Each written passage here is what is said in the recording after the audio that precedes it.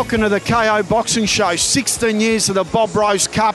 It's going to be a massive show. Big announcement too. Terry Zuramanis fighting on a Manny Pacquiao undercard July 5th. WBA 4 world titles that night in Kuala Lumpur, Malaysia. But stay tuned for big interviews. Bob Rose Cup, Melbourne Town Hall. Ringside here, Bob Rose Cup night with our Perth visitor Jacob McBride, who fights Terry Zuramanis for Victorian super lightweight title. Jacob, how you feeling, buddy? Yeah, I'm feeling really good. I had a great camp. It's just been awesome. Now, we've seen you fight on Dragonfire shows in Perth. They seem to go really well for you.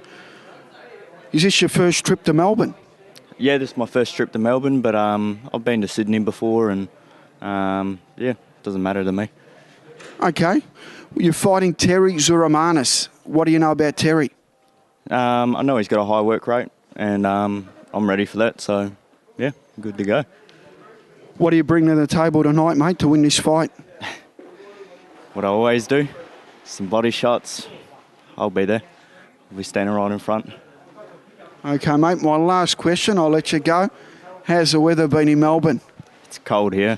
Cold compared to Perth. You guys get the hot weather, don't you? Yeah, it's always hot over there. Okay, mate, from everyone on the KO Boxing Show, thanks for supporting the show. All the best in your fight, and I'm sure you're going to do your best. Thanks for having me. Back in the change rooms of the trainer of Jacob McBride, Dan Carter. Dan, welcome to Melbourne first of all. Thank you very much. Pleased to be here. Now, you've got Jacob McBride. What can we expect from him tonight? He's come to win. We know he's the underdog, but we've prepared really well. He's had a good camp. We know what's coming, so we're going for it. We're going to win this fight. Fantastic.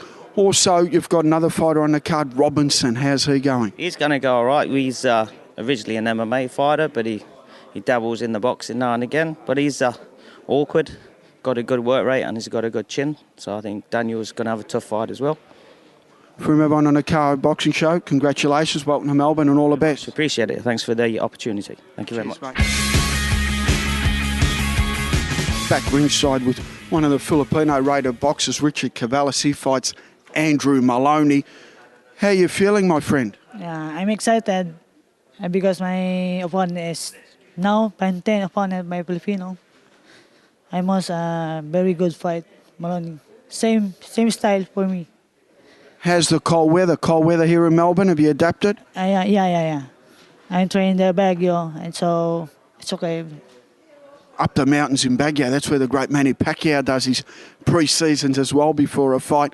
From everyone on the KO Box Show, welcome to Australia. All the best in your fight against Andrew Maloney. I do my best, and see you soon. Good luck. Thank you. In the changes with Dong Young Kang from Korea. He's been here 12 months. Dong's adapted to the Australian lifestyle. Tonight he fights on a Bob Rose Cup 2018, and you're fighting Tim Hately. How are you feeling, Dong? It's good, very good. Just ready to fight, and I really wanted to fight here. It's in Melbourne, but yeah, that's it. You're coming out to Gundam Style, and that's a great song. Can you do the dance? Can you do any of that? I know the dance, but I don't want to dance. So it's just about Gangnam Style. It's Korean song, very popular Korean song. That's why I choose, and that's why I asked. Thank you. Okay, Dong, from everyone on a KO Box Show, good luck tonight and all the best. Yeah, thank you very much. Back in the change rooms with Jesse White having his professional debut. Something about pro debuts, they really excite the crowd and everyone gets excited. Jesse's had 15 amateur fights trained by Steve Stenborg in North Melbourne. How are you feeling, Jesse? Yeah, I feel pretty good. Feel ready, and I think we've done the work. So, yeah, it's time to have some fun. Okay, mate, has he done the work, Steve? He says he has. Can we take his word for it? 100%, Pete. He keeps fit every day. He trains every day. You know, he never has days off. And, you know, look, he's right into his health and fitness and well-being. And, mate, he lives it every day. So, yeah, we're confident he's put in the work. So tonight he'll put it together and hopefully get the win. Your opponent, Locke, used to be an AFL footballer at Carlton. Who do you barrack for? I'm an Eagles boy and Perth boy. Yeah. Sitting pretty on top of the ladder, just about. Sitting pretty. We are sitting pretty. All right, mate, how long have you been in Melbourne? I've been in Melbourne for about 5 years. I've been with Steve for I think the last 3 years. It's been good. It's been a long ride. It's been about a few ups and downs with injuries and stuff, but no, we're good. We're ready to go. All right, mate, congratulations for reaching the professional ranks. It's always a massive achievement. People don't realise how hard it is to get to this level, but you're obviously here and you've got a great man in Steve Stenborg as your trainer at North Melbourne. Any junior kid that wants to learn boxing, Steve Stenborg's your man. And Jesse White, former Collingwood footballer, but this Jesse White's having his first professional fight. All the best, mate. Thank you very much. Cheers. Ringside at the Malvern Town Hall, Tim Haitley, first fight in about 3 years. What made you get back into it, mate? Just can't get the love for boxing out of my heart, you know. Yeah, just love it too much. You made weight pretty quick and you're fighting Dong Yang Kang. What do you know about our Korean visitor? He goes out hard apparently. You know, that's pretty typical for a Korean. Japanese fighters are sort of similar, but yeah, that's all right. I'll just take it as it comes, you know. Brian, has he done the work in this short notice? What's the tick? Training with me if he didn't do the work. I'll tell you that. No, he's a good gym worker, works hard, and he's got a good gym, a good team of boys there that he can work with. So everything's going the way we want it to. Well, we're going to interview a few of your star pupils after this as well. Harry Garside and also Matt Sheehan.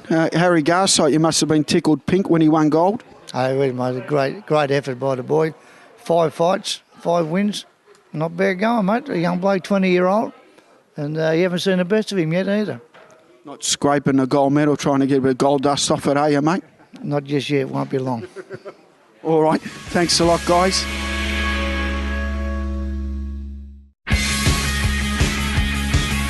Back in the changes with Matt Sheehan. Matt the Machine Sheehan suffered an injury and had to pull out at Melbourne, a pectoral injury. How far are you away from fighting again, mate? I'm actually back into full training now, so I should start sparring next week. And yeah, hopefully next fight program will be on it. Okay, mate, you were set to fight for a Victorian title, so it didn't happen. But you know, how much of a setback was that for you? It was. Yeah, I want that title. Still want that title, so I'm hoping as soon as I get back and on the next program, if I can get that chance again, I'll take it absolutely. So. All right, mate. Is everything going okay now with your training? How far away are you from fighting again? I'll probably say maybe 2 months. So, yeah, probably mid-July, early August. I reckon I'll be definitely ready to go. Okay, viewers, pencil that name in. Matt Sheehan, former Australian Amateur champion, looking to fight for titles as a pro. All right, mate. All the best in your recovery, mate. Ta, mate. Thanks.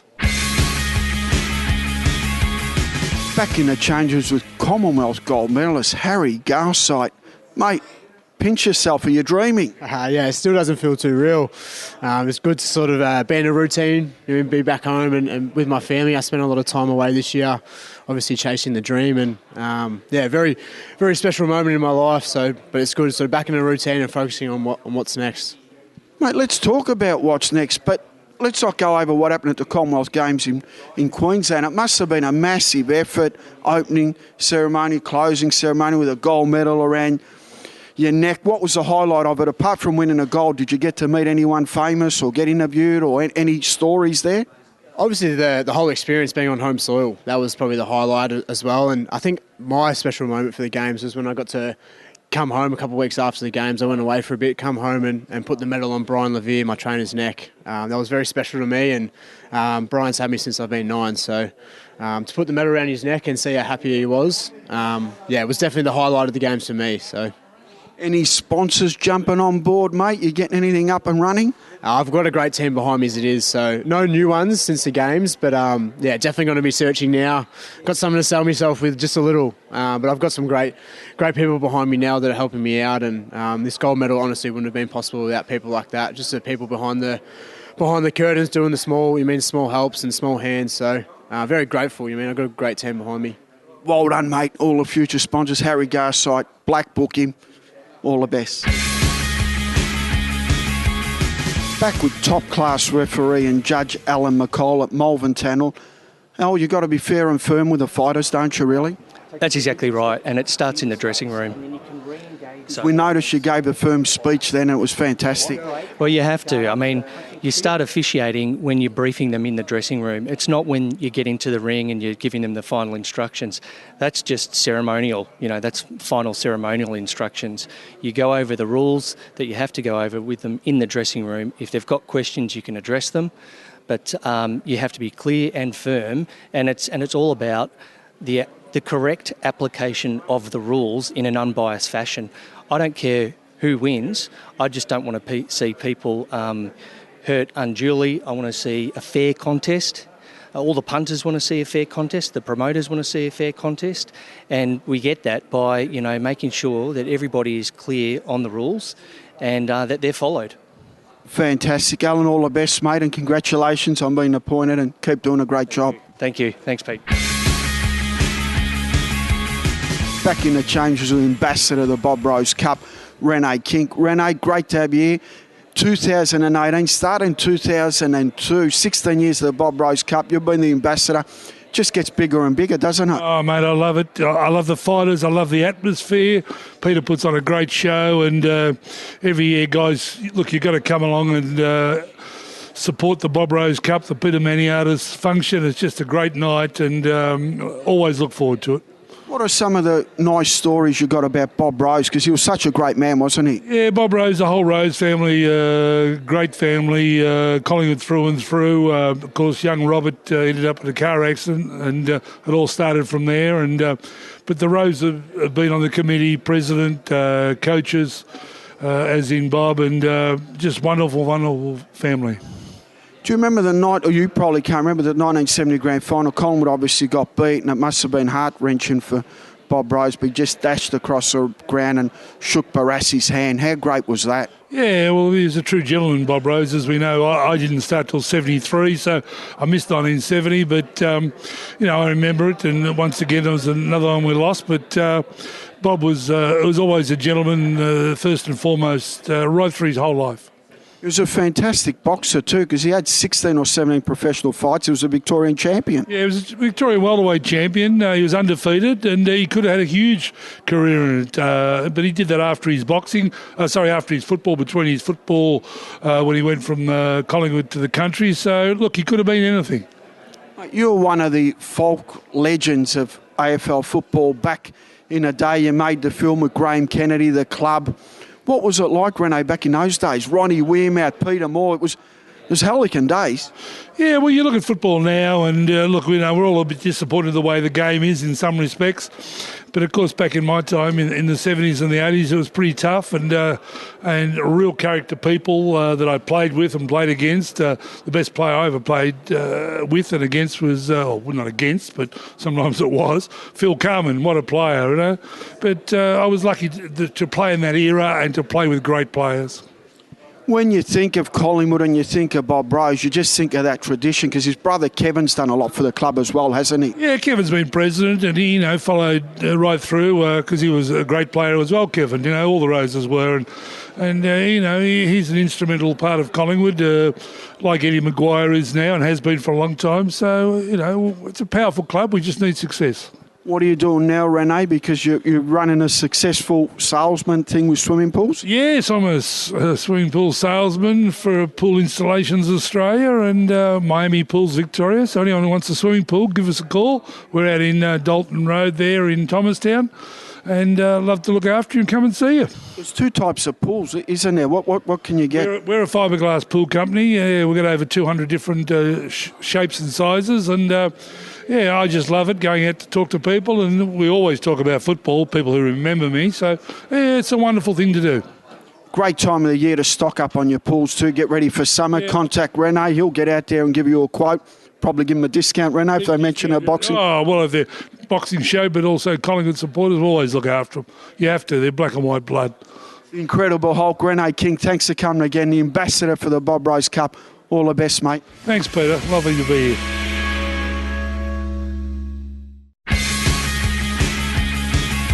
Back in the changes with Ben Chua and Corey Allen. Corey Allen, tonight he fights Brown from Tasmania. How's your training been, mate? Because you got married. Yeah, no, it's been good, mate. Yeah, got married last year. So I had a little bit of time off, come back this year and got back into shape in the gym. So I've just been training me butt off to get back here, get back into it. How's married life treating you? Is it any different from when you were going steady, or does it change a bit? No, it hasn't changed a whole lot. Not at all. I'm enjoying it. It's all good. Great, mate. Happy wife, happy life. Ben, has done the work. You've had to work a bit of honeymoon weight off him, have you? Initially we did, yeah. Had to get him out of the honeymoon mindset. But, we started to get some real momentum going in the last 4 or 5 weeks. And as it turns out, we had no problem making weight at all. Ben Shaw's also got an exciting fight, and Terry Zuramanis. He's going to be fighting later on this evening, defending his Victorian title up against Jacob McBride. But big news, Terry Zuramanis is on a Manny Pacquiao, Lucas Matus undercard, co-promoted by MP Promotions and Golden Boy Promotions. Gee, it's going to be massive. Kuala Lumpur, 20,000 people. It's going to be what an environment. Yeah, it's definitely going to be a real once-in-a-lifetime experience for Terry and myself. And, it's something he's definitely deserves after 9 years of professional boxing. He certainly does, but he's got to get past Jacob McBride, and that's the first step tonight. Before you look too far up the ladder, you normally miss a step and hit your chin on the way, every angle, don't you? On the way down, McBride's the first step. Yeah, absolutely. We've watched a lot of Jacob McBride from his last fight at Thunderdome in Perth. We know what to expect, and we've got the right game plan for it, I believe. So now it's up to Terry to execute. Okay, Cora, don't want to take anything away from you, mate, but how are you feeling, and what do you know about your opponent? I'm feeling really good, really confident, fit. I've enjoyed the last 5 weeks in the gym a lot. And my opponent, I don't know a lot about him, but I know he's tough, from Tasmania, and he's going to bring a good fight to the table. So we're going to go out there and go for it. Okay, Big Ben's gym always produces good fighters, and they're always on time, always professional. Keep up the great work, and thanks for the support, Ben. Thanks, Peter. Thank you. Back in the changes with Daniel Hukulek. Daniel Hukulek's had a massive preparation this fight. Got a fantastic gym in Tarneet with Dave Haggard, who ticks all the boxes. Produced some great fighters, Johnny Two Guns Walker and a lot of legends. But tonight, Daniel Hukulek, he's in against Robinson from Perth. Mate, you could tell me all about your preparation for this fight, because it ventured overseas, didn't it? Yeah, it did actually. I got lucky enough to head over to the Philippines in Cebu with Brix Flores. So good training camp over there with a couple of the tough Filipinos over there. Taught me a lot and got me very, very, very prepared in the heat over there. It was extremely hot, and they taught me a lot. So it was good. I'm very happy I did it. So I can't complain with it really. Everyone had at least 100 amateur fights, or if not 20 professionals, or even some of them had even like 50 professionals. So pretty lucky in there, and they treated me like family over there, so I can't complain really. Did you try any of the Tucker or Darbo or Cine Gun or anything like that? I had a little bit of a double at Halo, and I couldn't help myself at having some Panzit. I love me Panzit Beyond, so. But towards like the end of it, I just had to be a little bit more careful, just a bit of fish and rice and stuff like that, and that was pretty much it. But yeah, it was hard to not have the Halo every night, I'll tell you that. Do you know what we're talking about, Dave? Are you a bacon and eggs man and cheese and ham sandwiches? Yeah, bit of Macca's. Yeah, bacon and eggs, but no, you lost me with all that. Yep, no idea. Okay. No idea. Well, your partner's from the Philippines as well, isn't she? She is actually, yeah. Her mum's from Leyte, so yeah. So you get the home cooking all the time? Oh yeah, I had Panzit last night, nice and salty. Noodles get into me after I made weight and stuff like that, so it was good. You're 2-0, undefeated, and you're really trying to make a statement in the pros, because you're an old school guy. You know all the old fighters, so you do the studying. How far do you want to go in your boxing career? It's just as far as I can take it. We'll just have to see where I end up, but yeah, I'd love to get a state title or an Aussie title or something like that. But yeah, tonight, the fight that's in my path is that's all I'm focusing on tonight. So I'm not worried about anything else right now. We'll see what happens after this one, huh? Okay, mate, we've got a funny story. David, it kind of enables this with Vic Darchinian and a sparring session. We couldn't get any sparring for Vic Darchinian. I called you up. A young Daniel back then who was an amateur jumped in and sparred 6 rounds with the great Vic Darchinian. Yeah, he absolutely did. I remember you ringing me up and Pete said, I need someone to spar Vic. Put his hand up the first one. Mate, and that was a really good experience. And I think you saw that day, and I think everybody saw that day, made for professional boxing right there. And, yeah, he's coming a long way. He just wants to learn, wants to spar all these guys, no problems at all. Yep, no problems. That's how you get better. I mean, I took him to Sydney, and first one I want to spar Paul Fleming. Straight in there with Flemo. So you can only get better from that. Absolutely. Daniel, from everyone on the KO Boxing Show, mate, I better stop pestering you because you've got to get ready. But all the best tonight, mate. Bob Rose Cup. Thanks for having me on your show as well, Peter. Ringside with Ultratune CEO Sean Buckley. Sean, thank you once again for sponsoring the Bob Rose Cup. It's a 16th year.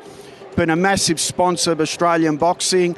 Welcome to Melbourne, mate. Oh, it's great to be back. How many years have we been sponsoring the Bob Rose Cup for now?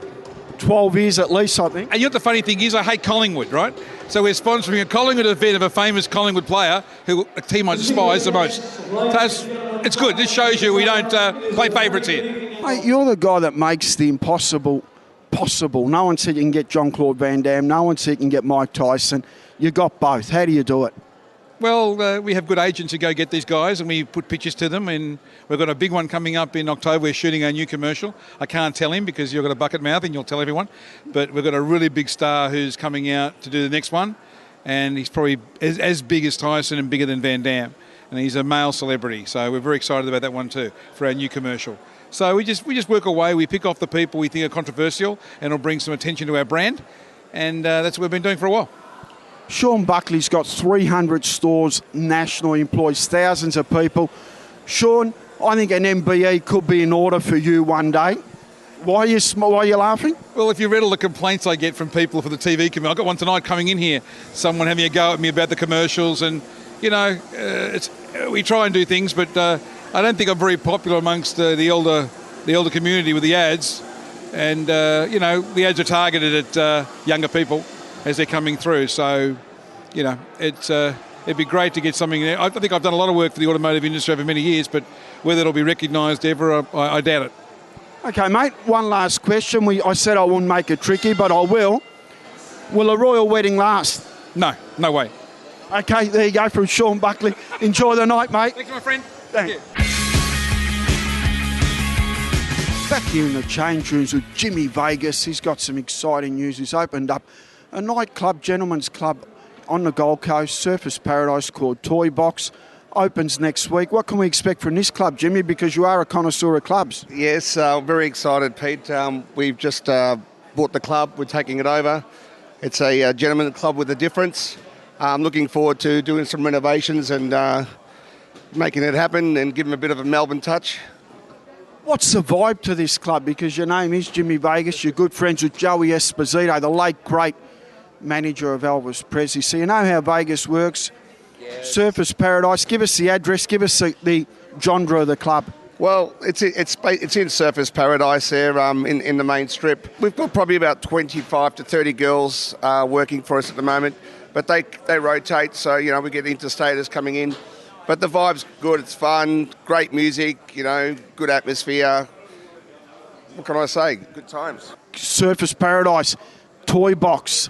Jimmy Vegas, thank you for doing the interview for the KO Boxing Show, and all the best. Thank you, Peter. Appreciate it. Wrapping up the KO Boxing Show, I'd love to thank all the guests, and it's just been a massive show here at Melbourne. Bob Rose Cup, the 16th year. Keep an eye out for Terry Zeramanis. He's fighting on a Manny Pacquiao undercard, July 15 in Kuala Lumpur. And as we keep saying, keep punching.